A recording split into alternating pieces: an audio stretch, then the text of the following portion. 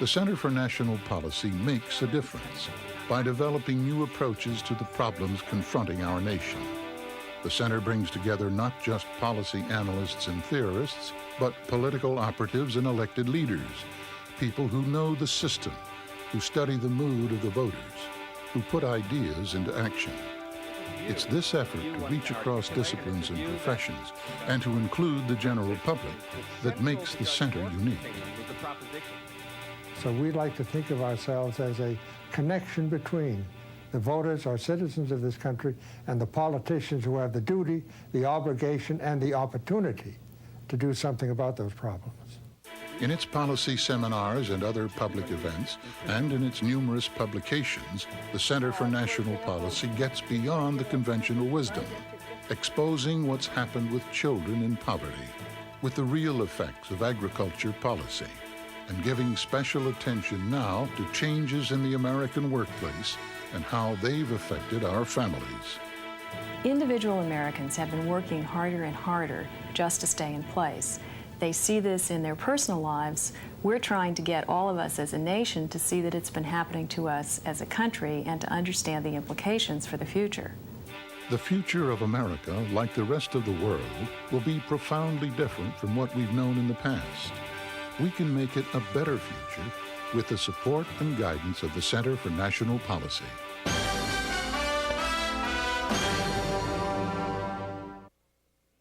At a Center for National Policy forum, leading experts preview the national debate on competition in healthcare.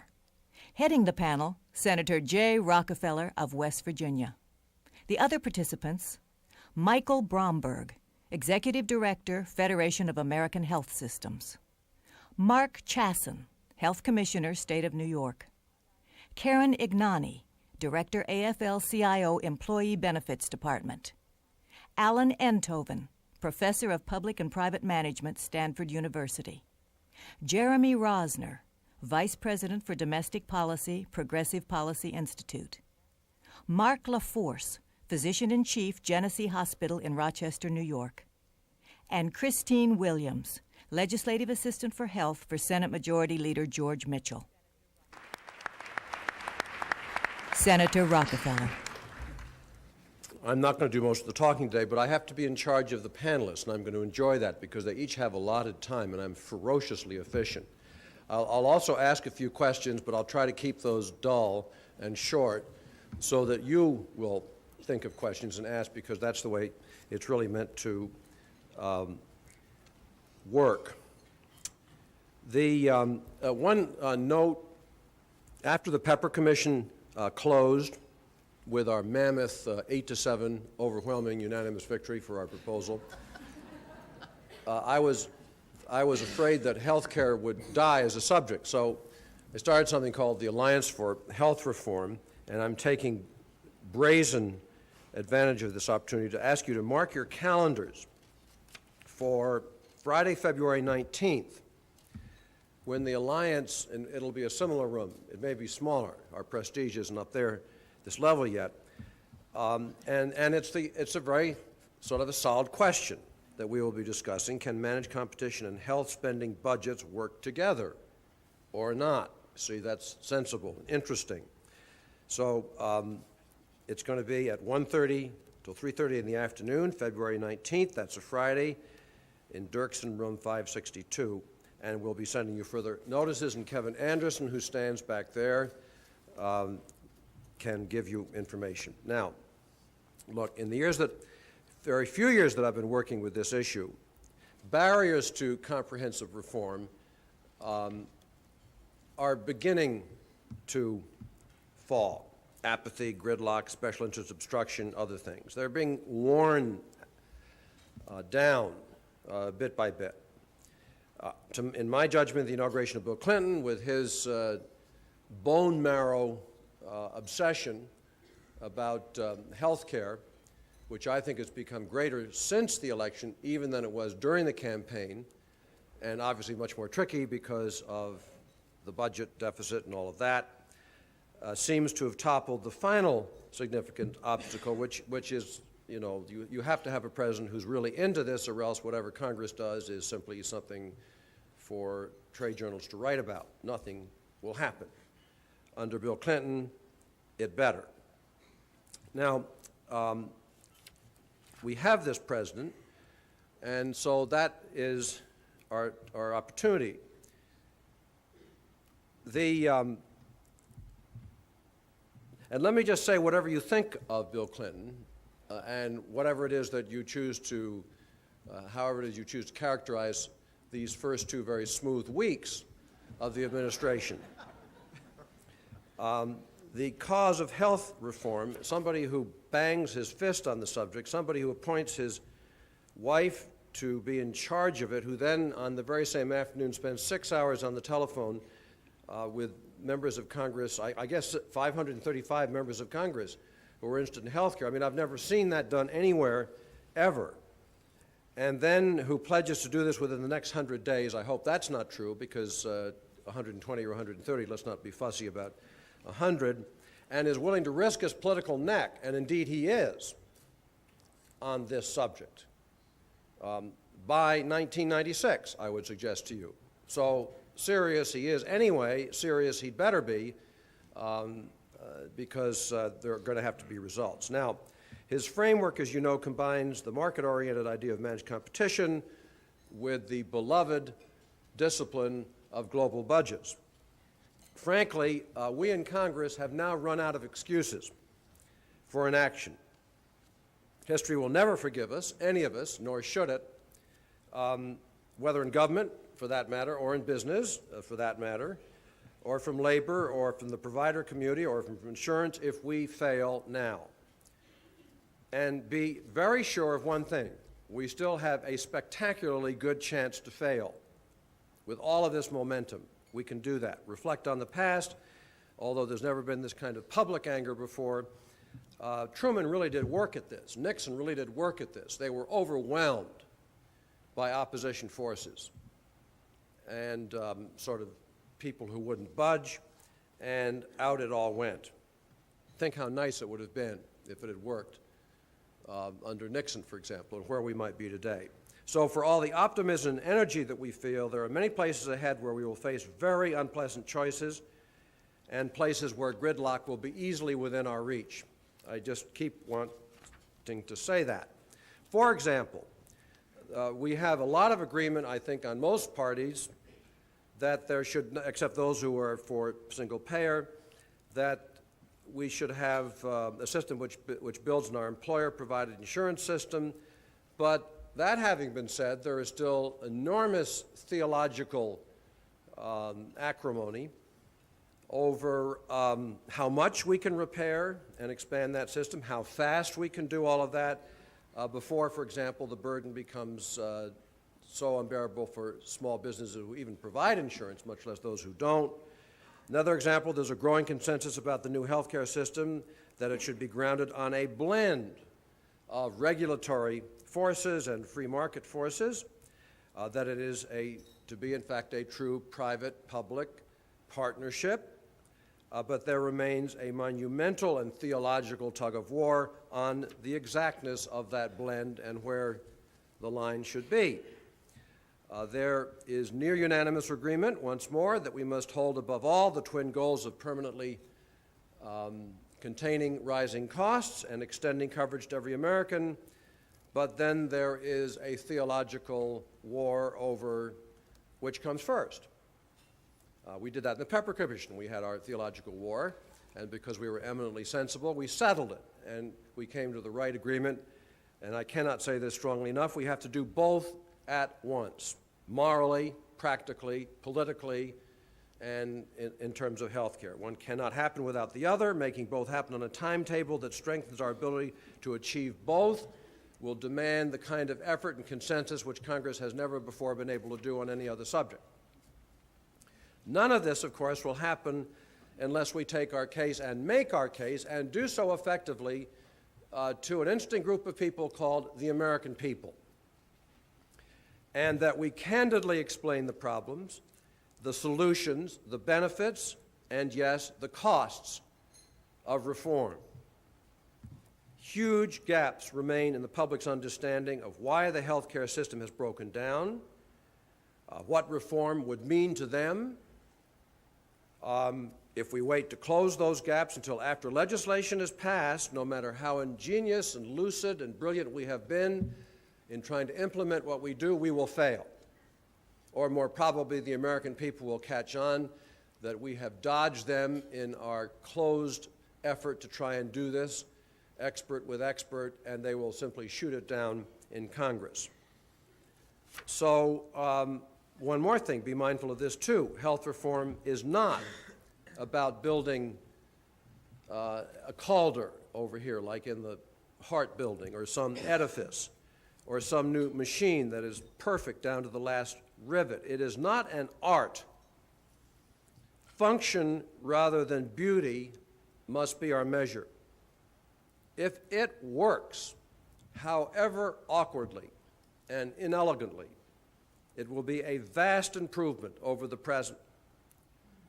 And obviously, minor adjustments can and must be made after the major implementing legislation, which we must pass, all of this year, has been done. So despite the fact that we're traveling in uncharted waters, we must not let fear or bickering over theory and theology bring us back to gridlock. I clearly see a scenario wherein we're making terrific progress, all of us emerging from our theological corners, our egos less intact, but sensing a sense of the brilliance of compromise, and we come close to the center of the room, somebody says the wrong word, and everybody retreats to their corner, and the theological safety of knowing that they were right in the first place, and the American people see another 16 or 20% increase. I repeat, we can build in room for diversity, flexibility, experimentation, periodic assessment, correction. We do it in tax bills.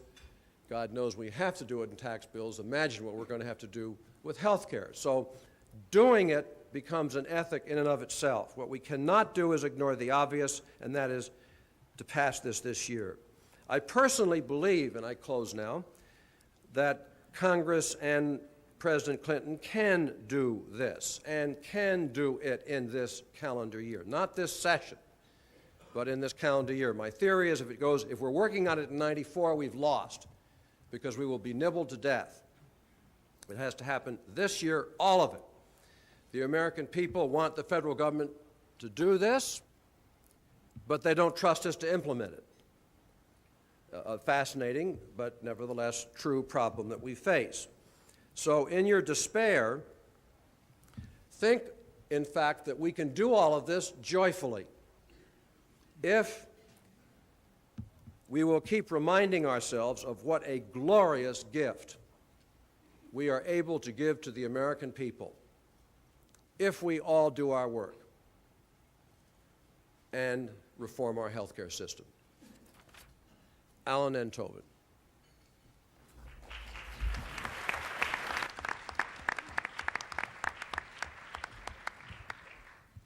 Thank you very much, Jay. I've got my stopwatch on here. I thought what I would do is to just go down the list of questions as expeditiously as I can that Maureen hoped would be touched upon. Let me just say, for more complete information, my friend John Eigelhart is rushing into print a special issue of Health Affairs based on a conference that Paul Starr put on up at Princeton, in which I gave a paper that's now called Evolution and Principles of Managed Competition, and so you'll soon be able to read it there. So I'm going to leave out a number of important ideas just because in the interest of getting on with it here. Mo's first question is, what is managed competition? Wow, yeah, that's a good question. What is it?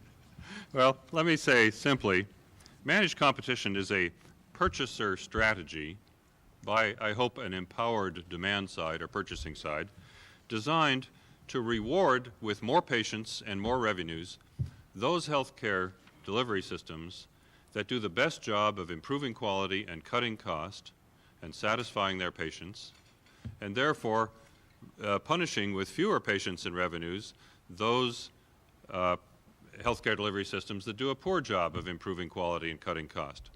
So it's a system that would be driven by informed, responsible consumer choice and be responsive to consumers. The goal is to try to transform the delivery system into one that emphasizes quality and cost effectiveness. Now, I could say some things about what managed competition is and isn't. I would say it is practical. We are doing it. For example, I have the honor of chairing the Advisory Council for the California Public Employees Retirement System, where we take care of 870,000 people working in 800 employment groups in a managed competition model that's doing very nicely. Managed competition is not a free market. It's not deregulation. It's not no rules. It's new rules. It's not price controls. It's an attempt to use market forces driven by informed, cost-conscious consumers. The next question is, what are the features of managed competition approach that distinguish it from other major proposals? It's the delivery system, stupid. Our focus is on the idea that in order to give good quality, cost-effective care of affordable quality and that's affordable and satisfying to the American people, we need a fundamental transformation in our delivery system. We need to transform from the system we now have, a fee-for-service, solo practice, and remote third-party payment, in which the incentives are so wrong that aggravates the specialty imbalance, that allows us to have heart surgeons in excess supply making $1.5 million while we don't pay primary care doctors enough to attract them into that profession, and to replace that with what we call accountable health plans or accountable health partnerships. That is, integrated financing and delivery systems that combine the insurance function, the medical provision, the hospital provision, integrate the system, seek to provide an efficient delivery of comprehensive care on a sort of population-based basis. The kind of system that we're talking about would be one in which everybody has a primary care physician. The primary care physician is motivated to do the preventive services that ought to be done. We're thinking in terms of, we don't just cover the immunizations, we contract for you're actually delivering them and getting them done. So accountable health plans with built-in incentives to improve quality and cut cost. Then what is managed competition? It's a design of a market designed to make these health plans compete on value for money. So we have a sponsor who orchestrates the process, who, among other things, seeks to create price-elastic demand. Just to give you an example of that, one of the problems in this industry is that different health plans conjure up and offer different benefit packages. Plan A offers wonderful vision care and no podiatry. Plan B offers wonderful podiatry and no vision care. And then those people with good eyes and bad feet, they join Plan A. And those people with good feet and bad eyes, they join Plan B. And nobody's in the middle willing to switch on the basis of change in relative prices. Managed competition is about trying to create price-elastic demand. So, for example, in CalPERS, we have standardized the benefit package. We say if vision care and podiatry are a good idea, you will all cover it exactly on the same basis. It's also a design to prevent uncompensated risk selection. It's a design to pool small employers into large purchasing cooperatives where they can get the benefit of being in a very large employment group, as we do with the California public employees. And it is universal coverage. It means no free riders. Everybody's in. If they're capable of paying, they pay their way in or pay a tax that makes them wish they paid their way in. If they have low incomes and need help, then we subsidize them. The next question, how would managed competition control costs? Well, in the most powerful way, which is a nearly 180-degree reversal of the incentives that we have today. Today, consumers have no interest in picking an economical health plan because the employer pays the whole thing, whatever they do. And doctors have no interest in economizing in resources because they're on fee-for-service. They get more money for doing more things. We're talking about a situation in which consumers would have to make economically responsible choices. Their employer and the taxpayers would buy their way into the lowest priced benchmark plan in an area, meeting quality and access standards and the benefit coverage. Beyond that, people would have to use their own money if they wanted something more expensive. So they would seek value for money, and in turn, the providers under per capita prepayment would not get more money for doing more things. They would prosper by solving patients' medical problems in the most effective economical way, or better still, preventing those problems. How can these accountable health plans reduce cost while improving quality? There are a lot of things that can be done. For example, we know that there are wide variations in practice patterns among apparently very reputable doctors. My friend David Chin, who is medical director for Harvard Community Health Plan, recently talking to our doctors in Palo Alto, saying, we measured among Harvard-trained doctors in Harvard Community Health Plan 10-fold variations in the costliness with which they would treat a given patient, with no evidence that the more costly treatments did any more good than the less costly treatments, sometimes the opposite. So we would get doctors together studying practice patterns and outcomes and choosing economical practices. Regional concentration of costly specialized services. Careful matching of the numbers and types of doctors to the needs of the population served, which would mean a lot more primary care physicians than we have out there in the general system, and therefore paying them more to get them to go into those professions, and fewer surgeons, because too many surgeons are bad for your health and bad for your pocketbook.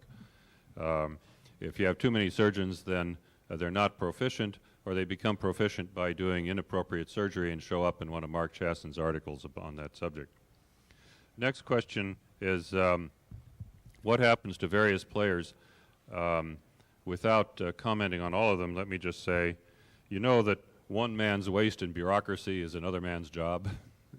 So I think some of the losers in this, and there will be losers, would be agents and brokers that serve the small employer community, because now small employers would be buying through large-scale efficient arrangements like CalPERS, where we provide all of the administrative functions for 1/2 of 1% of premium. Insurance companies that do not have effective managed care capabilities would lose out. They wouldn't be able to compete. High-priced procedure-oriented specialists would be among the losers. We wouldn't need nearly as many of the cardiovascular surgeons as we have in California. On the other hand, big winners would be primary care physicians, because the market would bid up the prices for them. I appreciate that some of the aspects of our proposal, like the limit on tax-free employer contributions, gives some labor leaders a political problem, but I'm very much hoping that my friend Karen here is going to be able to figure out a way that we can come together on these ideas. Fifth, what issues need to be resolved if managed competition is to meet expectations fully? Well, there are a number of design problems that are important and difficult that have to be worked out in detail. Some details of the rules, questions of governance of the HIPICs, who's going to serve on those boards, how do we get good people to be appropriately motivated to go all out for the benefit of the consumers. The design of the benefit package is going to involve some controversy. The constitution of the National Health Board is going to be a problem. How do we constitute that in order to make it effective? With respect to the global budget issue, for a number of reasons, I think it is appropriate to consider the total of covered health care spending in this system to be an appropriate object of public policy.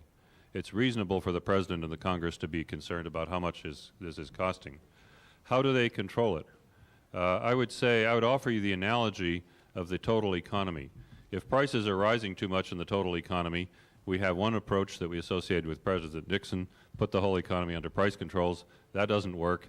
The other is to make adjustments in the money supply and government spending to adjust it that way. Similarly, under managed competition, the National Health Board could do a number of things, if necessary, to reduce the rate of growth and level of spending, including raise the co-pays and deductibles, except for the poor, trim the covered benefits if we can't afford what's covered, review the technologies and perhaps disapprove very costly technologies that do little good, perhaps antitrust action in some areas where competition is not working as it should, and so forth. So managed competition does not mean whatever the market produces is fine. We do accept that our elected leaders have to take some responsibility for the total outcome and then make adjustments as we go in order to fine-tune the system to make it work well. Thank you.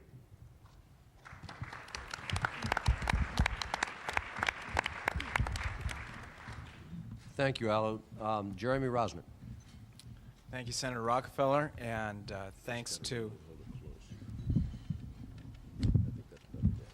And my thanks to Mo Steinbrenner and the Center for National Policy for the opportunity to join you all today at the start of this new administration and a new era in healthcare policy.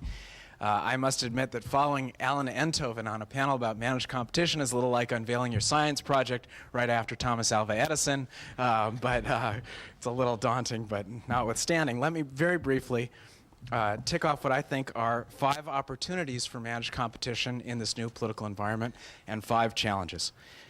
Opportunity number 1 is, I think, managed competition gives us an avenue for more aggressive, and my provider friends will excuse the word, but for more aggressive cost control than the other forms that have been discussed, such as price controls. Having been earlier in my life in sort of regulatory positions, and many of the people in this room, you have as well, whether in the legislative or executive branch, you know that there are political constraints on how much you can tighten the screws on any industry. There are real constraints on your ability to do that, and it tends to be fairly incremental. I think there is an opportunity in managed competition to enable the private healthcare industry to regulate itself on costs and to squeeze out unnecessary costs much faster and much more aggressively than we would as public sector regulators. And I will just give you the example of CalPERS.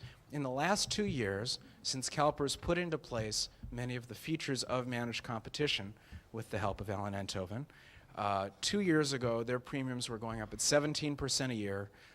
Over 2 years, they fell to 6% a year, and there is some expectation that premiums may increase 0% this year, which would be falling dollars in inflation-adjusted dollars.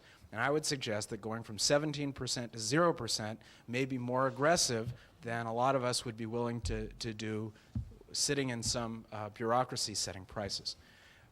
Number 2, I believe that managed competition gives us the opportunity to create for the American people a better healthcare system, not just to control costs, but to really deliver higher quality than we have right now.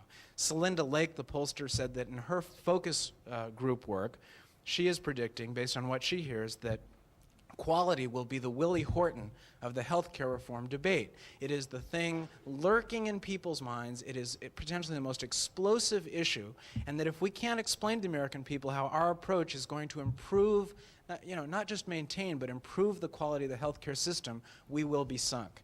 And I think managed competition creates a set of incentives that leads these plans, as Dr. Enthoven said, to compete on the basis of quality and to incorporate some of the approaches to management that other parts of industry have in terms of continuous quality improvement, and to be continually monitoring functional outcomes, clinical outcomes, customer satisfaction, and to find the improvements to produce a higher quality system. Third, I believe managed competition gives us a way to empower individual consumers. We as healthcare experts talk a lot about percentage of GNP and a lot of the rest. One of the things Senator Rockefeller is exactly right on is that the terms of debate are very different for the American public. And one of the key concerns of the American public, I think, is the notion of just security and being in some position to have power over this incomprehensible system that they don't even think of as a system. It's just all these things out there and all these very powerful entities. Managed competition creates an enormously powerful consumer advocate.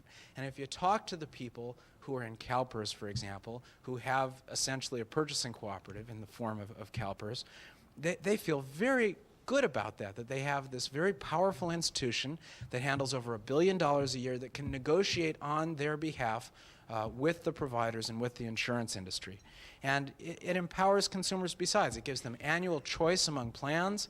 As we fold in Medicaid recipients, it goes from a situation where Medicaid recipients have to look for a doctor who will take Medicaid to having open choice among the same kind of plans that everybody else in the economy has, and really empowering and ennobling, I think, Medicaid recipients in a very fundamental way. Number 4, I think managed competition has the potential to create a much broader coalition for reform. I think managed competition has holds the opportunity to attract some pieces of the healthcare industry, and it's particularly those pieces who are ready to compete on the basis of value, I think. And I would not want to characterize them as the good guys and characterize anyone else as the bad guys, but I think it is true that maybe the Mayo Clinics and people with a great reputation for quality might weigh in on our side of the reform debate by going through this kind of approach. And I think that could be a very positive thing as we get into the battle, which will be a pitched battle under any circumstances, to have some authority figures in medicine and authority figures in local communities saying yes to the American public, this is good for your health. Fifth, the last opportunity is I think this approach holds a way to help continue redefining our party. And you Republicans in the crowd can hold your ears, but I think it's one of the strongest things we have going for us as Democrats right now is the fact that 62% of the public thinks that Bill Clinton is a new kind of Democrat, and 68% of the public thinks that the party is changing. And that wasn't just an issue for getting in the door. That's going to be an issue for getting anything done and for staying in power long enough to implement these ideas. And I think people are going to be constantly looking to see whether we are still tax and spend, whether we still immediately go to big top-down bureaucratic approaches, whether we always immediately go into an us-them relationship with the private sector and villainize the private sector, to see whether we really believe this language about individual responsibility. And managed competition puts us on the right side of all those arguments and helps redefine the party in the sort of ways that made Bill Clinton so attractive to the American public. Now, very quickly, 5 quick challenges. Number one, as Dr. Enthoven suggested, and as Senator Rockefeller said, we all need to make peace here, and there has to be some coming together and some detoxification of some of the buzzwords like budgets and managed competition, so that we can incorporate both, because Bill Clinton is clearly committed to having both budgets and managed competition. And we need to get to the point where yea, even the Stark shall lay down with the Cooper and peace shall be made. 2, I think we need a new lexicon. I can remember the first time I read Dr. Enthoven's work, and my first thought was, great idea, lousy lexicon. And I think we need to understand that words like managed competition are a good analytical description. They are probably meaningless or negative to the American public. And you go right through the list of words, HIPICs and community rating, and this applies to other approaches as well. They just don't mean anything to the public in general, and we've got to turn the telescope around, translate this into the terms that the American public understands and that connect with their daily concerns about health care. Third, I think we've got to find ways to deal with some issues that aren't necessarily dealt with directly by managed competition, concerns of rural America, concerns of investing in prevention, in immunization, in efforts to control violence, reduce teen pregnancy, and a lot of other things that just don't fit necessarily neatly into this package. Fourth, as Dr. Enthoven said, I think we've got to work in a very cooperative, I hope, way to make sure that some reform of the tax treatment of health benefits is included in this package. It's not just because it makes the incentives go in the right way, it's also an enormously regressive piece of the tax code. People above $100,000 get 30 times as much benefit as those under $10,000, and I think as progressives and Democrats, we have no business defending a regressive tax feature like that. And last, I think, and my friends in the industry will hold their ears now, I think we have to watch as this goes forward to a watering down of managed competition. There are an awful lot of people saying, yes, managed competition, I'm all for it, except, and I worry a lot about antitrust exemptions being made that would weaken the price elasticity in the system. I worry a lot about the construction of the purchasing cooperatives. I think that has to be something that only represents consumers and only has consumers and businesses as consumers on the board, not providers. I worry about the pharmaceutical industry saying, yes, except, let's not have any formularies or things of that sort, and let us keep direct marketing. But I think if we can overcome those kind of challenges, this is a terrific approach that has languished in the wilderness for some 15 years and that now is ready to have its day of great service to the American public. Thank you very much, Jerry. And now we will hear from Karen Inyani, who does health care for the AFL-CIO. Thank you, Senator. For 5 minutes. Good afternoon. Gee, I hope that wasn't personal, that comment. No, but you see, Jerry cheated a little bit. He went up to 7. I want to begin by using the Winston Churchill quote that you can always trust the Americans to do the right thing once they've tried everything else. I think we need to know the political context as we talk about managed competition and other political solutions to the healthcare crisis. We have tried a lot of things, and I think the good news is that Democrats, Republicans, liberals, and conservatives are indeed very interested in the proposition of managed competition. The bad news is indeed every one of those groups defines it differently. Some tilt more to the management side of managed competition, and others tilt more to the competitive side. And I think we should recognize this afternoon that we have quite a political debate before us with respect to the question of how we get from the current system to a reform system. And that's what the debate's going to be all about. And we're going to hear a lot about regulation versus competition, where you put the balancing mark, and I'd like to speak to that today. I think that President Clinton has quite a great task before him. The stakes are high, but the payoff is tremendous with respect to being the president that solves the healthcare crisis and contributing to putting us back on the right track in the economy. And I think that from all evidence, he's taking that very seriously. However, he does have a challenge with respect to making a political compact with the American people. What the American people are going to want out of healthcare reform, when all is said and done, is that it be fair. I want to talk about fairness for a moment because I think it underlies how we need to look at managed competition. I think that the American people are going to want a system where all Americans are covered, where all employers participate, all individuals are covered, and there are no opt-outs. That requires us to have a political debate about employer roles, about individual roles, and whether or not we're going to let any one group be outside of a system. It's an important issue, but we don't have a resolution yet. The second issue is the question of global budgets. There's been a great deal of discussion, mostly in the negative, about equating global budgets to wage and price controls. I would submit to you that as you look at global budgets in the context of managed competition, that anyone who is looking at that particular proposal is not talking about the kind of wage and price controls that have been talked about before. Now, I have my own views about wage and price controls in the healthcare arena, but if we are in the ballpark of managed competition, we should not misunderstand that one means the other. HMOs have budgets now, they live by them, and they've been very effective. We need to get to a system where all plans are working on a budget, that we know it, we can evaluate and compare one plan to another. I agree with that. So when we think about global budgeting, we're talking about protection and fairness for the American people. And indeed, if Professor Enthoven is right, then I think those who are going to participate in this system on the provider side, on the insurer side, have little to fear from a budget. It will work out efficiently. If he's not right, then I think the purchasers in the system have some protection. But clearly, we cannot design a budget from the top down. We've got to look at the bottom up. It's a very big departure, but important for the discussion, I think, this afternoon. Third point I'd like to make is that we have to have uniform rules that all individuals in the system are subject to. Simple concept, very difficult practically to implement. Now, many of my business colleagues that negotiate with us across the table and work with us on a variety of issues will talk about competition, but what they mean is it's fine for somebody else as long as they're not subject to these rules. Again, an important concept that we've just skipped over as we talk about managed competition. The trick here is to get a uniform set of rules that everyone plays by. It's an important concept that we can't miss here. Finally, the issue of taxation.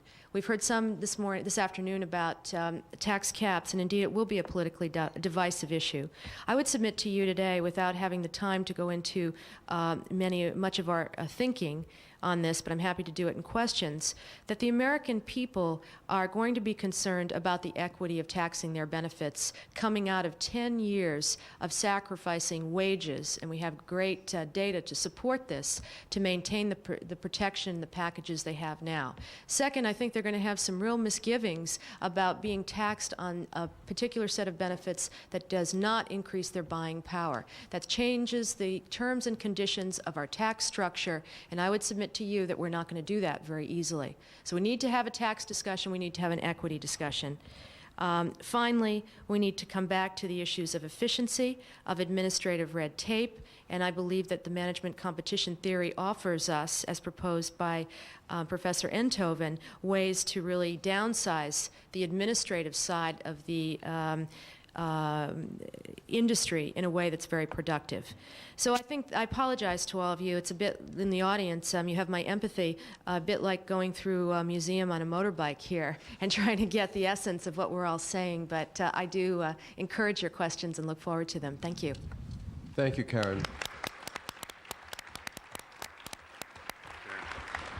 Dr. Mark LaForest, who is the physician-in-chief at the Genesee, New York Hospital System, for 3 minutes. Yes. Senator Rockefeller, fellow panelists and guests, I am a provider.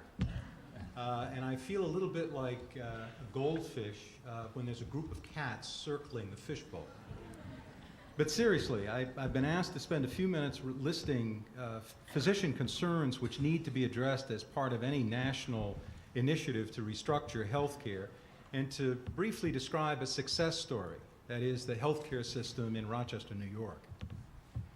Practicing physicians are interested in any healthcare plan which guarantees access for all U.S. citizens. Physicians also realize that dollars spent in healthcare cannot be used to build schools, fund nutrition programs, and rebuild cities. Nonetheless, practicing physicians are influenced by many negative pressures, and I would offer the following 4 as being particularly relevant. 1, the threat of malpractice litigation is a real one and is a major stimulus to the practice of defensive medicine. 2, the inefficiencies of a reimbursement system with multiple payers, each with their own rules, forms, and reviews. 3, the micromanagement and second guessing which has permeated the practice of medicine at all levels. However well-intentioned, these processes have become progressively intrusive, poorly received, and unhelpful. Medical decisions are being transferred from physicians to third-party payers.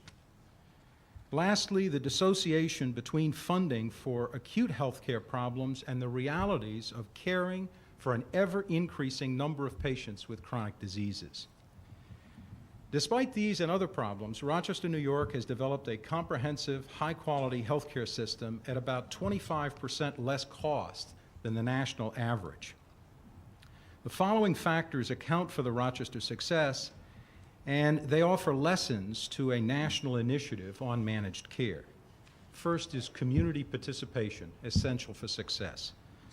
Second is controlling capacity. Bed capacity and capacity to introduce new technologies been carefully restricted in the Rochester area. 3, community rating is used to establish medical insurance rates across the board. 4, a sizable fraction of healthcare delivery in Rochester is done through managed care. 5, Blue Cross Blue Shield provides health insurance for over 3/4 of all healthcare plans that are sold in the Rochester area. Because of this market share, the Blues have a great deal of leverage, which has resulted in a physician fee schedule which is lower than comparable fee schedules in surrounding cities. Lastly, the advantage of being in Rochester and involved with a medical educational training program like the University of Rochester, which has helped generate a highly skilled cadre of primary care physicians as well as specialists. I would conclude by saying a few words about the downside, and this is that despite the obvious successes, the Rochester medical environment is not a perfect one. The constrained bed capacity in Rochester puts regular stresses, particularly in the winter, on hospitals when bed occupancy in the 3 major hospitals approaches 100%. There is little give in a system which is ratcheted as tightly as Rochester. The community has, in a sense, traded cost efficiency for flexibility. The problem is further compounded by the unavailability of beds or organized community services for persons with chronic conditions, such that about 10% of all acute hospital beds in Rochester are occupied by persons who could be placed in chronic care beds. Let me close by saying there's still a lot that needs to be done. Thank you. Thank you, Mark.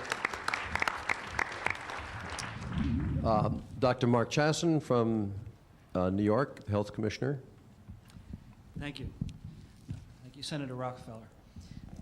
I guess my position on managed competition is best described as skeptical, but certainly still bearing an open mind about it. My principal problem is that I find it difficult to see how the three goals of health reform can really be directly addressed in some very substantial ways. And I would articulate three goals as being co-equal: universal access, affordable cost, and assured quality. I think all three have to receive equal attention as we move forward. On the access question, certainly the managed competition scheme can provide access to insurance coverage, which is a critical part of the access problem. As Dr. Enthoven mentioned, and I would like to amplify, that's only one part of the access problem. We have a very major problem in getting continuous sources of primary care to Americans, not only those that don't have access to health insurance, but also those that do. That's a very complex set of issues, from medical education to graduate medical training, all the way through to physician reimbursement. And at the moment, we have incentives that are all stacked against primary care. It's not clear to me how managed competition specifically would address all of those problems and result in increases in availability of primary care. I haven't seen any data that works yet.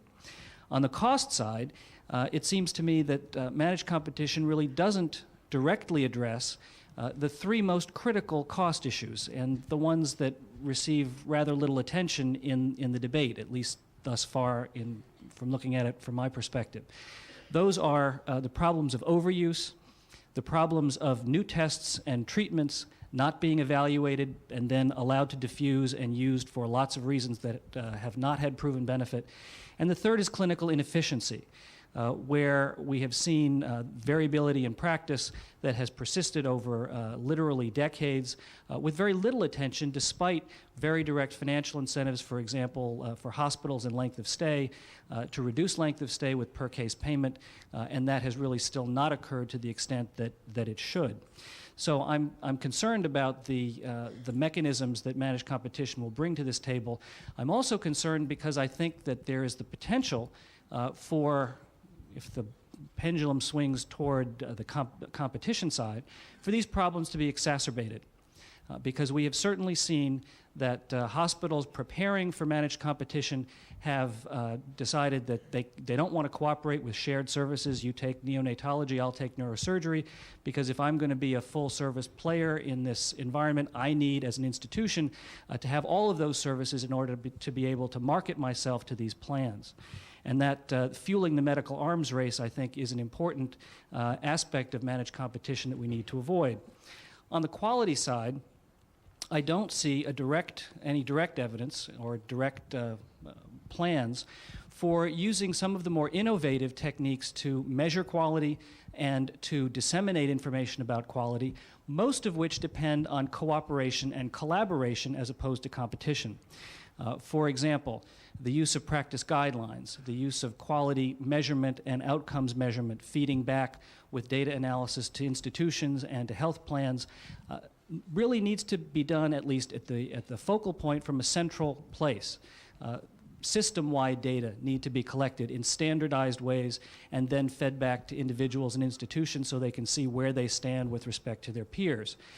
That doesn't happen today in areas where managed competition has been put into place, but it does happen in other areas where managed competition doesn't occur. So it seems to me we have a series of issues to work out. My own view is that the pendulum needs to be, we need to be talking more about the regulatory side in that pendulum swing, and ways to foster collaboration and cooperation among institutions and healthcare providers so that some of these goals can be addressed. Thank you, Mark. And next will be Mike Bromberg of the Federation of American Health Systems. Thank you, Senator Rockefeller. I'm not sure why I'm here, but I guess it's to be the voice of the medical industrial complex, as Bud Relman would say. So let me just make a few observations from the point of the private sector. One, And I really fear that some people in the administration may underestimate the importance of this, so I want to spell it out even though it sounds trite and simple. There has never, ever been a time in history when the leadership of the healthcare industry was more receptive to real, meaningful change, and I mean tough change. We're not stupid. We know we can't go on like this with costs going through the roof, and we're ready to accept change that's going to hurt. Examples, the kind of change that'll put a certain percentage of my membership out of business. Out of business. And I would rather see a significant percentage of my members go out of business overnight and the others who survive do well and prosper and deliver quality care than I would want to lobby for a proposition that propped all of them alive, guaranteed their survival, and made sure that none of them did well and that they all just barely scratched through. The insurance industry, I could go through the list and tick it off. Every sector of this field is ready to take that kind of a risk. That has never happened before. It's an opportunity unparalleled, and I hope people understand that it's there so that we work together and we don't make the mistake of having a confrontational relationship in this debate. Two, the driving force behind this, as Senator Rockefeller has articulated very well over the last 4 years, is cost control. Yes, we have to do access at the same time, he's right, but there's no doubt that the motivation for this happening is cost. We have to understand that as an industry, and we're ready to cooperate. We have a simple test. We are ready to help eliminate every penny of cost related to unnecessary care in this industry, but we are not ready to go to a system which disregards needed medical care and doesn't distinguish between needed care and unnecessary care. In other words, you can't just put a cap on it and not care about what you're capping. You have to target your cost control mechanisms at getting rid of waste, inefficiency, and unnecessary services. Three, the key to this whole health reform debate is changing the behavior of every player, every stakeholder, employers, employees, hospitals, doctors, insurance companies, everyone. You can't leave anyone out or it's not going to work. The only thing I know that can do that is a change in the tax code, because the tax code sends a strong overnight message to every player. It doesn't single out labor, it doesn't single out business, it doesn't single out hospitals or insurers.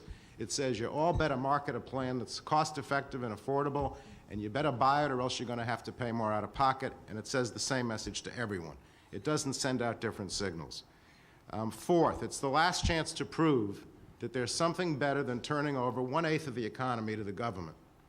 That is a frightening thought. Right now, the federal government controls 22% of the GNP. I don't think we should leap and give them the power to control another $800 billion without thinking about a better alternative. The political ramifications of that are kind of frightening, and I don't have time to go into them now, but it's a point. Last 2 points. Global budgets, if they mean capping total expenditures in this country, is not health reform.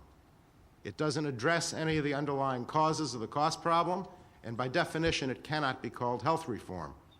It may be a solution to some people, but it's not reform. It doesn't change a thing. It doesn't reform anything. It just puts a cap on it. If we had a giant wand with which the government could wave and suddenly say we're going to cap illness, we're going to cap AIDS, we're going to cap TB, we're going to cap violence and substance abuse right down the list, then we'd be very willing to walk to the table and talk about capping revenues. 2 quick points that Karen made that I just feel duty-bound to answer. Whenever Karen and I are together, I have to pick out 1 or 2. She said, number 1, that this isn't like wage and price controls. She's absolutely right. It's just price controls.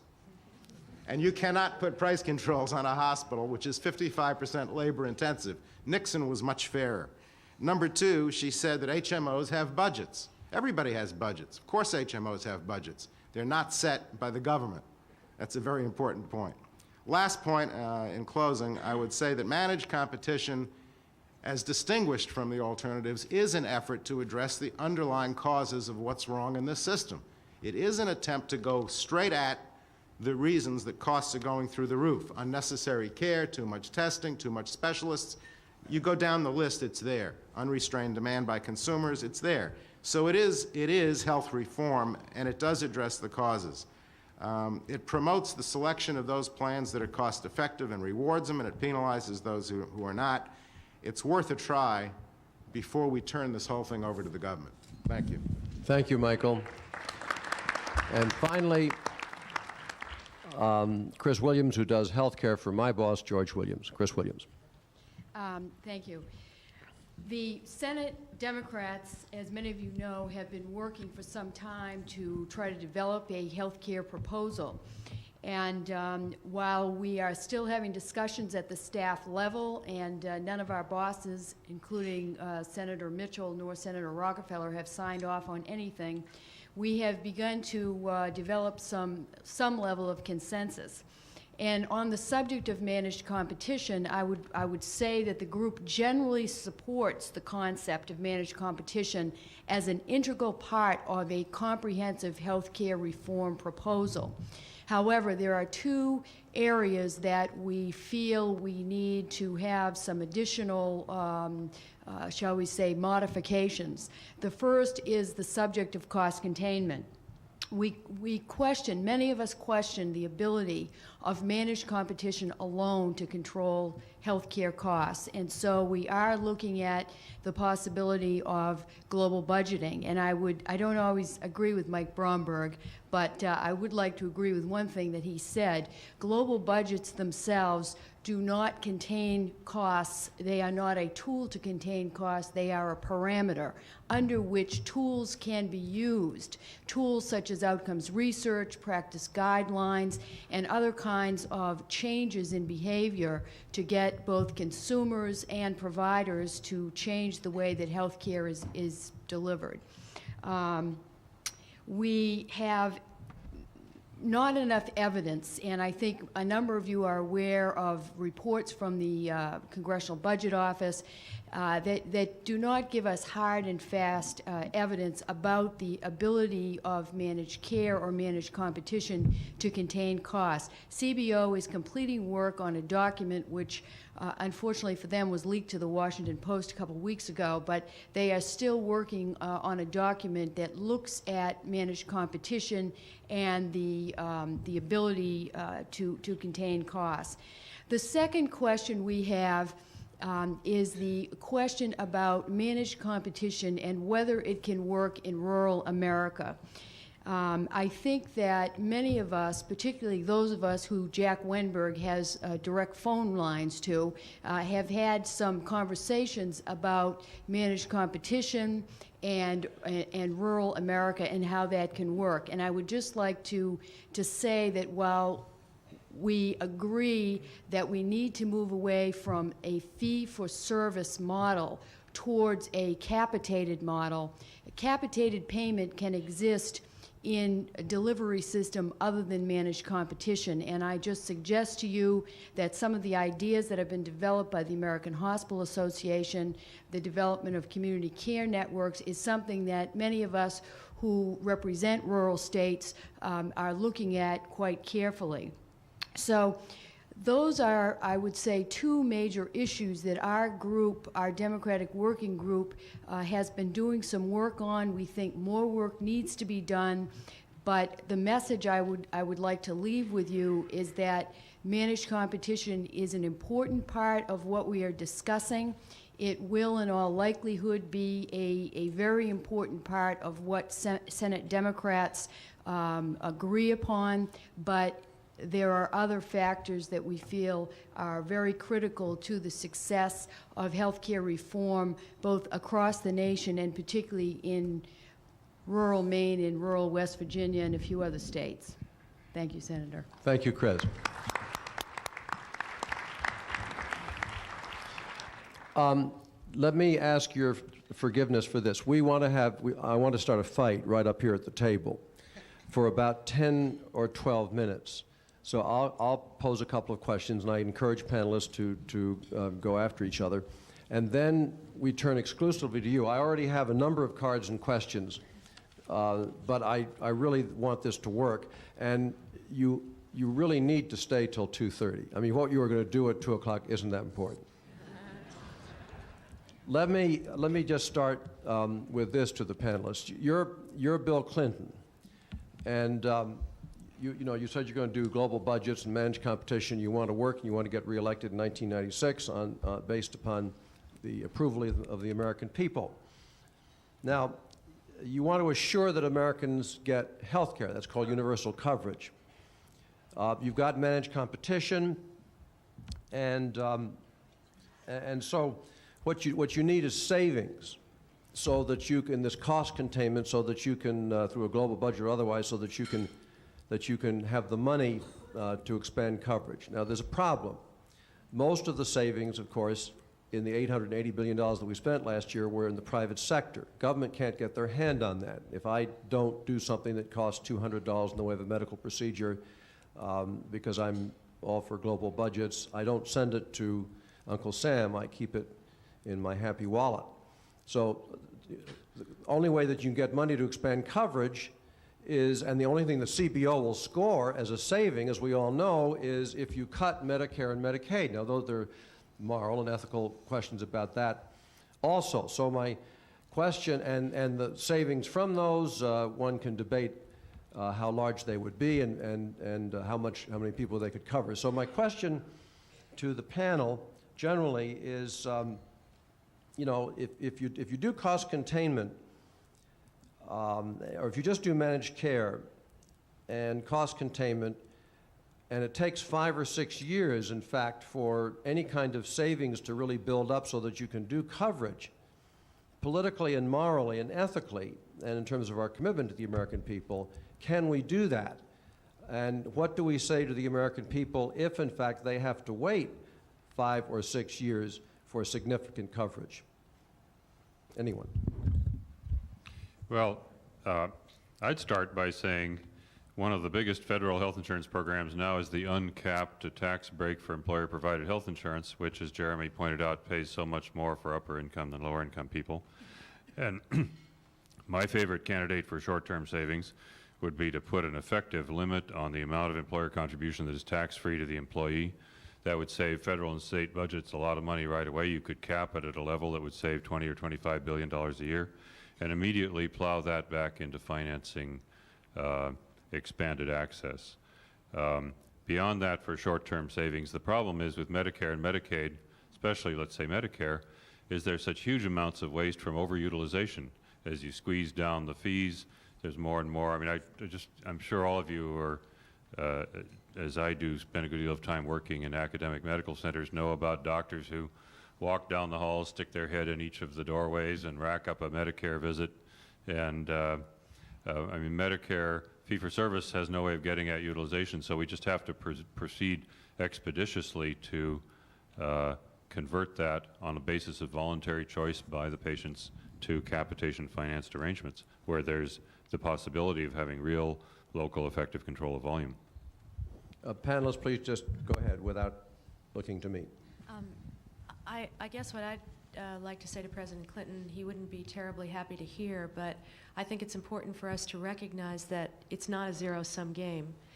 And that's a point that I think has gotten lost, and I do believe that President Clinton is probably the only leader in recent times that, given the political overhaul we've just had, that has the political capital to talk to the American people, that we are going to have to raise money and to undergo a program that begins with cost containment and gets access. We start on access 5 to 6 years down the road when maybe we've built up some savings. That doesn't make a lot of sense. If you want to do what Mark suggested, which I completely agree with, which is to look at the trilogy here of access, cost, and quality, and if we do think we have strategies that are interdependent, and I think all of us do, then you can't solve it by starting with one and waiting for the other. The second point on, I think, the whole tax side of the question is I think the surveys that have been done over the last few years have indicated that while the American people are not terribly happy given what they think of the way the country has been run for the last 12 years to pay more taxes just in general, they have indicated that they are willing to pay more for health care. And I think we have to keep that concept in mind. On the other hand, I think they want it to be fair and equitable and spread out as large, on as wide a basis as possible. So both Alan and Karen are saying that more taxes will be necessary to do this. Other panelists, anybody agree, disagree? Well, none dare call them taxes, but I think there are some other creative mechanisms we can use to recapture some of what, and I think it's analytically correct that as you phase in universal coverage, which I agree with Karen very much, should happen much sooner rather than later and much quicker. As you do that, there will be some gains on the private side. There won't be bad debt from uncompensated care, for example. And I think there are ways to recapture that. Of course, it's not taxes, but perhaps some sort of provider recapture mechanisms, and as well as... You mean a tax on providers? I didn't say that. As well as, I think, taxes on cigarettes and alcohol make a lot of sense and are very popular publicly. As well as, you know, one thing I really fear about this is that we are held captive to the tyranny of CBO. I worry about, I don't, you know, understand CBO very well, and unlike everybody else, and I worry about them overlooking some very real savings we could get from this. For example, if you incorporate Medicaid into, or at least the acute care portion of Medicaid into managed competition, you know, it's been estimated that perhaps as much as a quarter of the AFDC population is on welfare because there isn't health insurance coverage in low-wage jobs. And I don't see why we're not scoring some projected welfare savings from phasing in this kind of system. So I think there are a lot of savings that we could get on the federal side, even though the health savings are mostly going to be in the private sector. Jeremy, I want to help you understand CBO. Back in about 1974, I was invited by the Soviet Academy of Sciences to go over there, and I gave this explanation about how market economies work and why the market economies work better than centrally planned socialist economies. And these people looked at me with absolute incredulity. And I have that same feeling when I walk into the CBO. That is, and I understand where they're coming from, because I too am a PhD econometrician, and so I'm a part of that fraternity. And econometrics, which is what they use, is a backward-looking science or art of running lines through dots, and it just doesn't tell you a whole lot about what's going to happen in the future if you make major changes in incentives. And they just don't think in those terms, and that's the problem. So that's my helpful explanation to you about your problems with CBO. Yes, please, go ahead.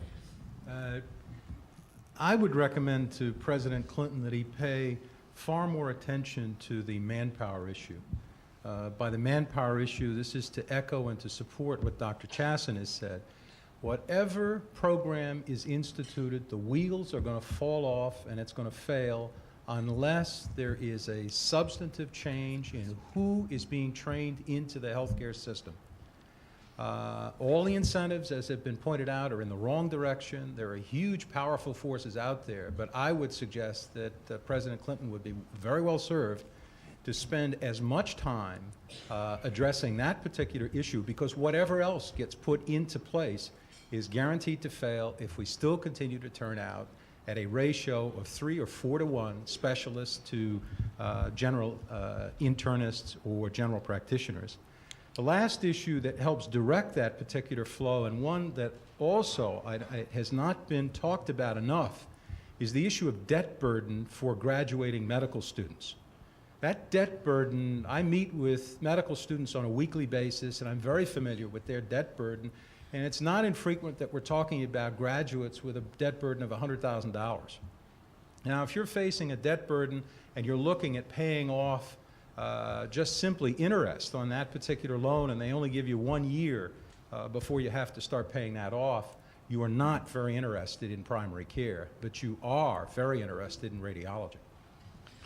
Dr. LaForce, could I just offer a comment on that about, and it goes back to what Mark was saying about what managed competition does in the context of accountable health plans. Let me tell you an example.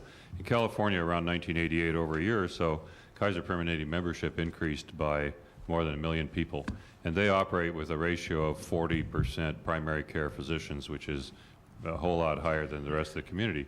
Well, they know that they need primary care physicians to satisfy their customers, give them good access, quality, cost-effective care, and the like. So they just bid up the price.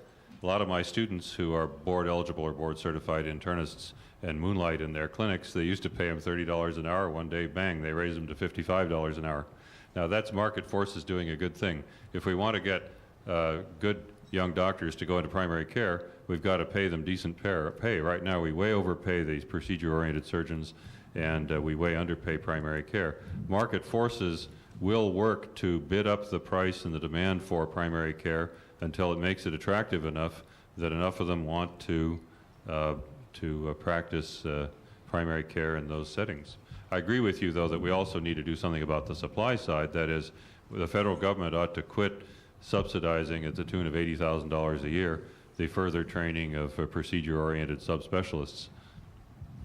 All right, let me ask one more.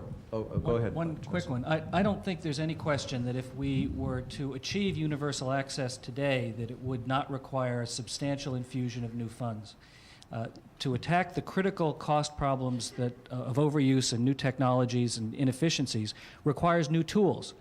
Regardless of whether we have financial incentives to do it, we don't have the tools to do it. Most HMOs don't know how to do it, and certainly in the fee-for-service sector with the incentives going in the wrong direction, there's not much incentive to do it. That's going to take time. Unless there's new funds, I don't see how we can do universal access today. Just to add my own voice to that, Alan Endoven says that for managed competition to work, quote, fundamentally changing the way medicine is practiced and organized is a requirement. And my suggestion is that's not going to happen in 3 or 4 or 5 or 6 years.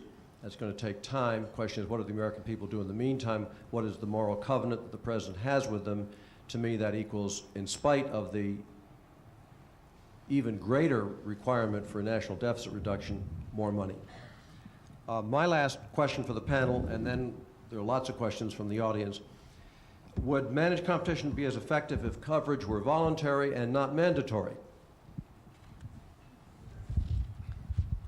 You can't have free riders in a healthcare system. The people who are not covered know that if they're seriously ill or injured, they'll show up at Stanford Hospital or County USC or Boston City Hospital or someplace, and they will be cared for. That's inequitable. I think to have a system work, you have to have everybody, and you can't have people free riding on it. And in the case of the poor, I mean, the American way of dealing with costs has been cost shifting, push it off onto somebody else. The way to get away from that is everybody's got to be covered and everybody in. Let me just, if I could just expand on that. I think the fact, I think just about everybody who subscribes to managed competition agrees with that. And the fact that there is unanimity between those who favor managed competition and those who don't on the issue of universal coverage, for the most part, is very important. But I think there's even broader unanimity about what the coverage should be. I think most people supporting managed competition subscribe to the view, or at least I certainly do, and that the coverage should be very broad. It's not a bare bones package, but we're talking about the broader it is, I think the more effect it has in bringing costs under control and assuring high quality. And I think those are two very important points of congruence among all the people in the reform community. And I think that increases the likelihood that people will come together around something in between. Thank you. First question from the audience. Will private practice fee-for-service physicians exist under managed competition, or will they all be in HMOs? Well, if you look at the managed care and competition today, most HMOs pay physicians fee-for-service. And that's one of the difficulties in conceptualizing how this actually plays out in the real world. There are very few HMOs, well-known, Kaiser, Group Health, and several others, where physicians are on salary. Those HMOs, if you go to that extreme side of the spectrum, also have very strict capacity control capability. Kaiser, for example, typically owns its own hospitals and sets the number of beds per 1,000 to about half of the national average, so that capacity is very, very tightly restricted. On the other side, there are many HMOs, probably the vast majority, of the independent practice association type, where physicians are paid fee-for-service. The HMO receives a capitation payment, but fee-for-service still exists within the majority of the HMO community today. I'd add to that if the gist of this is to give the consumers or empower consumers to choose, then obviously no one is proposing that we abolish fee-for-service medicine. The problem is that if we have a tax cap which gives strong incentives for people to buy health plans that are cost-effective, those fee-physician services, in order to survive and continue, are going to have to prove that they can deliver care at an effective price, and they're going to be hard-pressed to do that. On the other hand, the reason I think it's so important we keep them around is it's a check on quality. It's a safety valve. If we overnight turn the system into nothing but HMOs and the public's not satisfied, and we haven't got the fee-for-service and indemnity insurance plans around, at least for a little while, to give some competition, that's the worst-case scenario for consumers. So I think clearly they're going to survive and be around. It's a question of how many of them are going to be specialists and what networks they're in and whether people will continue to buy indemnity insurance. It's very interesting. I've run across very few people who realize it, but Jim Cooper's managed competition bill, which is, you know, the one everybody at least is analyzing around town, does not say that to be an AHP, you have to be an HMO. An indemnity insurance plan could theoretically get government approval to be an accountable health partnership under that bill. But the problem is a lot of people think its premium would probably be a lot higher than the tax gap, and it would be up to people to vote with their pocketbook. All right, anybody else on that? Next question from the audience. How would you adapt the concept of managed competition to rural America, and maybe inner city America too, but rural America is the question, where there's very limited number of healthcare providers and where communities are struggling to keep open even one hospital, if they have one? Well, a couple of ideas. One is you can have competition for the field in circumstances where you don't have ongoing competition in the field. That is, I remember many years ago when I was giving one of my first talks about this, some man in the back of the room said, I know what he's talking about. I'm from Cut Bank, Montana, and we have one hospital in town. And about every 3 years we have a competition. We just had one for the management company as to who's going to run it. You had Hospital Corporation of America, American Medical International, and Sisters of Charity competed for the contract to run the hospital. And that's competition for the field. I would picture if I was just talking to the congressman from there recently, if I were the chairman of the board of the HIPIC for Western Iowa, I would, working with the HIPIC and experts, prepare a request for proposals with the specifications for the kind of healthcare system we wanted, with primary care physicians in various towns and so forth, and then put that out for bid for proposals from the Mayo Clinic, Park Nicollet, the University of Iowa, a couple of HMOs, and a few other management companies, and say, we want to contract with you over a multi-year period for you to recruit and hire and retain and place primary physicians in the following places and cover the following population.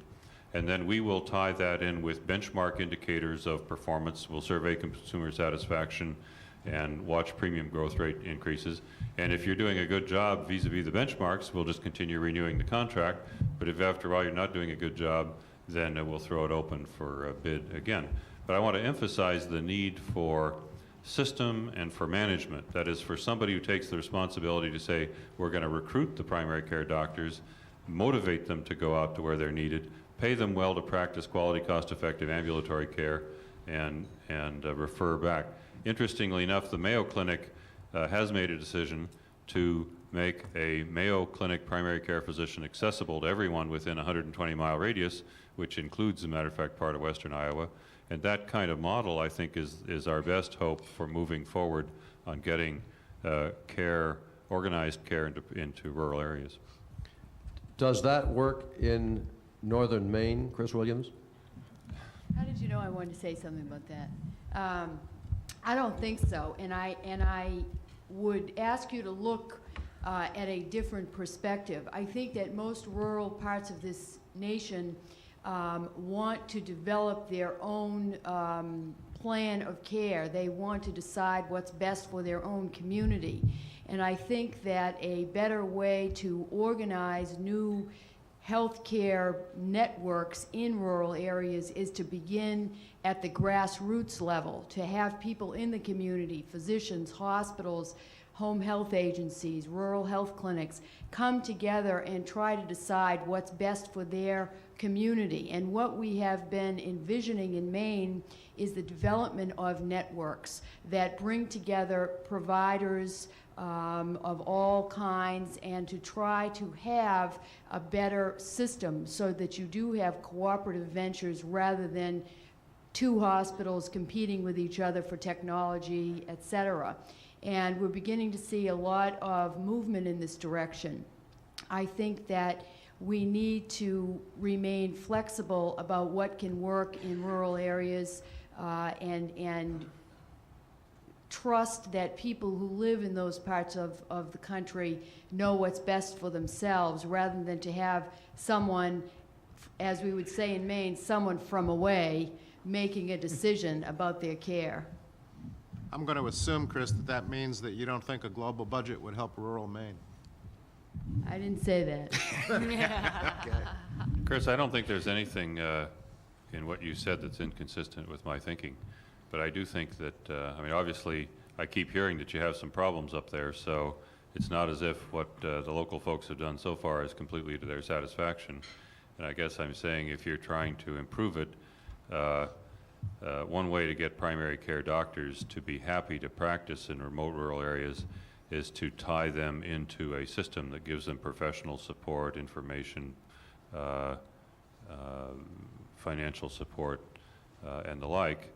And maybe a little bit, I mean, I think the grassroots aspect is totally desirable, but it might be that when it comes to actually the execution of all this, that a company that's specialized in managing such a system might be, and is expert, might be helpful. Just a philosophical point. When the Japanese, and this sort of the idea that, and I mentioned this yesterday with Alan, and I haven't sort of settled as to, you know, how I feel about managed competition, but I've decided that rather than try and settle how I feel about it, I must be aggressive and try and expand my thinking about it. For example, when the Second World War began, the Japanese took over the Philippines and Indonesia, Malaysia. There was no more source of rubber for our Jeeps. We were in total crisis. Within 6 months, somebody invented synthetic rubber. Catalytic converter, the country said there's no way, the automobile industry said there's no way this can be done. Within 1 year, 75% of all American cars were having catalytic converters. So when somebody, Dr. Enthoven's colleague, Dr. Koenig, went to Iowa and did a study on would managed competition work in Iowa, and his answer was yes, in Des Moines and nowhere else. Now, if you're an opponent of managed competition, you have two choices. One, you can go to your theological corner, feel comfortable, and say, ha-ha, that's the argument I needed, Enthoven is out. Or you can say, this is very complicated. We've never reformed the American healthcare system before in 200 years. Medicare, Medicaid, DRGs, that was kind of tinkering and an add-on. And managed competition hasn't been thought through as thoroughly as it needs to be, and maybe there are alternatives that we haven't thought about yet. And what I've decided to do is take the second option.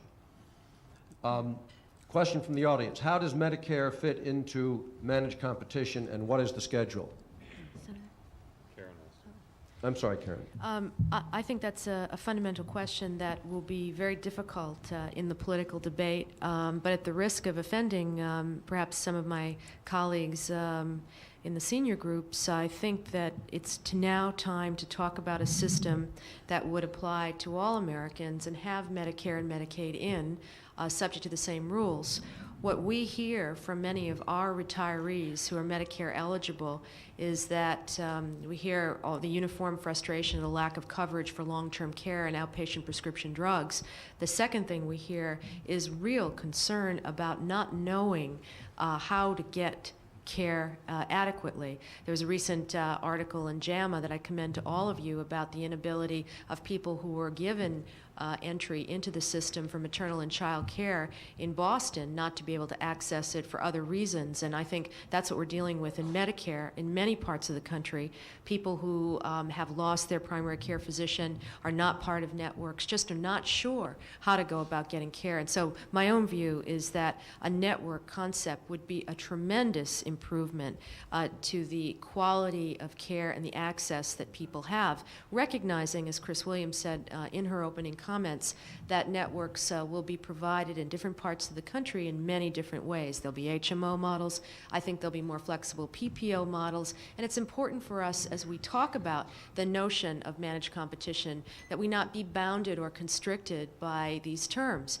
There is no reason that we can't creatively define a variety of other options that we've not yet invented to fit those definitions as well. So I think we've got to have the political debate about Medicare, but I think there's a lot in it for the elderly that wouldn't be apparent on the surface. just as there's a lot in it for working Americans in terms of having networks of care where quality is monitored, where we get the unnecessary procedures under control and begin to contain costs. And probably, although we haven't talked about it this afternoon, there are some interesting opportunities for dealing with malpractice, I think, in a variety of networks. I want to associate myself with Karen. Finally, let's mark this down. What day is today? Not only couldn't I agree more, but I'm really concerned about the fact that there seems to be a silent conspiracy for everybody to say Medicare is not part of this deal that's right. on health reform. Medicaid, yes, but not Medicare. I think that's dead wrong, and it goes back to Senator Rockefeller's earlier question about how we're going to show savings. Well, you're only going to show savings big time in Medicare and Medicaid if you cut utilization. That's the only way you're going to show big time savings. We went through a laundry list before of ways to raise money, and I'd add to that a means test and maybe tax the benefits for the rich. But if you want to save money, it has to be utilization. One idea I'd throw out to take away the controversy. I think there's a way to phase in Medicare on a voluntary basis, which no senior citizen should object to, and that's simply to say 900,000 people a year turn age 65. Write them a letter and say, look, welcome to Medicare. By the way, if you'd rather join any other health plan in America, Medicare is ready to contribute X dollars towards the premium. Right now we have 1 million Medicare people out of 30 million in risk contracts. We've narrowly defined that. Let them join anything they want. Treat them as if they're a federal employee. Give them the same rights federal employees have, and see what happens. And make it voluntary. No politician would be held accountable for it because it was voluntary. And I think that's the way to start with Medicare at the very least, but you're not going to save money in Medicare unless you get Medicare people going to doctors who practice cost-effective medicine. Jay, all I can say is in 2.5 years I'm going to be Medicare eligible. I'm horrified to think about that, but my plea is just please let me stay in my HMO. Don't make me deal with all those claims and EOBs and 800 numbers and everything. Just give me a capitation, reasonable capitation payment to the HMO that I belong to and that I love and cares for me. And they save me from all the paperwork and they hold down my utilization. Dr. LaForest. Just one comment to echo what Karen has said, that from the practitioner's standpoint, I would think this is a real opportunity and not a problem. The opportunity to really meaningfully look at folding in the issues of chronic care for the elderly, which is from a practitioner standpoint, as I said in my opening remarks, this is like a locomotive that is coming down and it continues to be, from year to year, a bigger and bigger problem because they are the largest, the most rapidly growing segment of our population. Thank you. Next question from the audience. Under managed competition, won't patients be denied or restricted from selecting the doctor of their choice? Face it, a lot of people are asking that question. In the mature phase of the development of this, the world is going to look to other people the way it looks to me in the greater Palo Alto area, where essentially now we have wall-to-wall managed care. So all of the doctors in town that anybody would, serious person would really want to go to are in one or another of these networks or groups. And so I live in that world. I feel I have free choice of doctor. Once a year I look at, there's these 4 different major health plans that I can choose. I pick the one that I think is going to do the best job for me, and in that sense I have free choice. Within that I choose an HMO that has hundreds of doctors, and I can then pick the clinic, and within that clinic they have 140 doctors, and there is my primary care doc who's taken care of me for years. So it isn't a case of, when the system has kind of developed and matured, then it isn't a case of denying people the opportunity to get to the doctor they want. One final question. National Health Board, let's say that everything passes. National Health Board puts out a public and private healthcare budget, and then on a capitated basis and using demographers and health economists, they do it on a statewide basis, and so every state has its own. And then their managed competition, of course, you hope is going to come in under the global budget, but we don't know that because we haven't really done that much of it. And in fact, the state comes in way above the global budget. What happens, and how does one enforce a global budget? Let me take a shot at that, Senator. Get up close, Mike. Let me say this. The worst thing we could do is try to decide now what to do about a state exceeding a global budget 3 years from now. I think it would be, the number one point I'm trying to make is it's important to make that decision at the time. Because suppose it was a flu epidemic, suppose it was a TB epidemic, suppose it was one state versus another state, you just don't know. So if we start talking triggers or hammers or whatever the legislative Mike, let me words interrupt are. on that. One, this is a question. Secondly, global budgets is part of the equation. Everybody wants to know the answer to that question. And so you can't just say, don't bother me with these details. We'll figure those over in the future. I'm going to give you the answer. The answer is that you let the board at that point in time make a recommendation, and I don't negotiate legislation in front of C-SPAN or big crowds, but one idea I'd throw out is let the board's recommendation come to Congress as a privilege vote, up or down, at that point in time. What I'm saying is if 3 years from now a global budget is exceeded, the board makes a recommendation on what to do about it, whether it's one of Alan's little lists or whether it's somebody else's price controls or whether it's ratcheting down the tax cap or whether it's changing copays. The president says that's a good idea, I'm going to send it to Congress. 30 days up or down, like base closing, there's a guaranteed vote, you're going to do something about it. What is silly to do is to say today, if any state exceeds a cap 3 years from now, we're going to do X, because you have no idea why they exceeded it. Well, as a person who might have the responsibility to administer a state global budget, I have to say I don't think today we know how to administer a global budget at all, in any way, to achieve the 3 goals of access, quality, and cost. We need a lot more experimentation with global budgets. We're going to do that in New York this legislative session. And I think to try to look to some experience is very informative. Canadian hospitals have had global budgets now for some time, and a wide variety of things happen when they go off their budget. If they're brave about it, they do something, and this happens, you run out of money in month 11, you announce we're going to close the crippled children's walk-in clinic, and right away the provincial health minister sends you a check for more money. That's not cost containment, and that's not very rational health planning, but it throws the healthcare budgeting process into the political process. And that, I think, is essential to work out before we go down the global budgeting route. All right, thanks. We will end on this. Mo wants to close this. I want you to know that I did not ask the question, which was sent to me, has Hillary Clinton called you, Dr. Enthoven, yet? Because that's much too sensitive to be discussed in public. And the answer might well be yes. Thanks very much, Senator Rockefeller and the panel, and I'd like to say thank you from the Center for National Policy to the audience for your patience. You were, you know about constraints and controls from sitting in this room this afternoon, and also a special thanks not only to the panelists but to the Healthcare Leadership Council and Pam Bailey for this afternoon's program. Thank you.